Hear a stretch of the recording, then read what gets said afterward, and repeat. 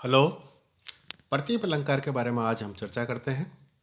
कहाँ पर प्रयुक्त किया जाता है, इसका अर्थ क्या है और कैसे हम पता लगाएं कि यहाँ पर प्रतीप अलंकार है। ध्यानपूर्वक सुनिएगा, आपको आसानी से समझ में आ जाएगा।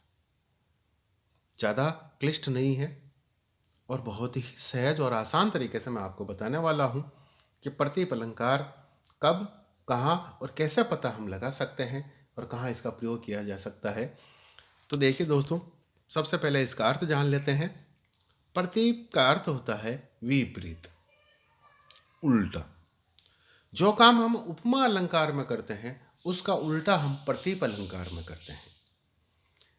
प्रतीप अलंकार को उपमा अलंकार का उल्टा मान लीजिए, एकदम उल्टा मान लीजिए, तो आपको उपमा अलंकार याद कर लेना चाहिए। उपमा अलंकार याद हो गया तो प्रतीप अलंकार अपना आप ही याद हो गया, क्योंकि उसका उल्टा ही इसमें करना है। उपमा में क्या किया जाता है, जैसे चंद्रमुखी, यानी कि मुख की तुलना चंद्रमा से की जा रही है।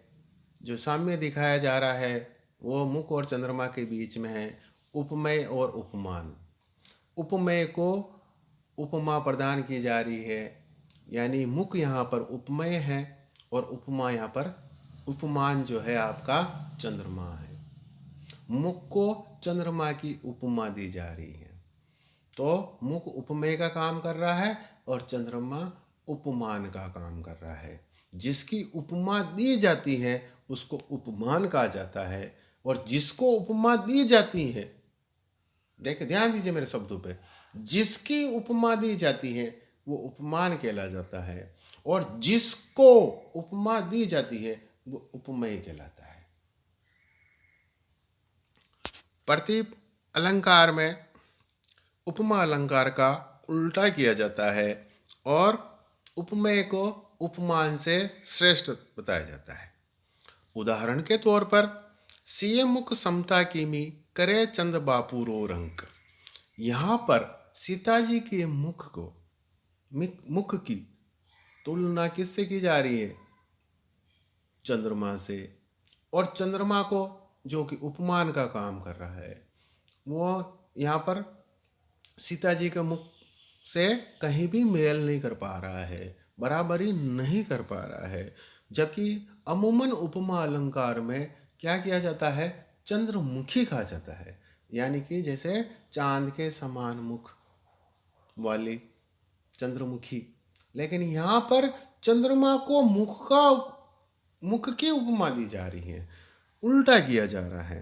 तो यहाँ सीता जी के मुख को श्रेष्ठ बताया गया है और चंद्रमा को नीचा बताया गया है, जबकि चंद्रमा की तो उपमा दी जाती है। यहाँ उल्टा काम हो रहा है, इसलिए यहाँ पर प्रतीप अलंकार है।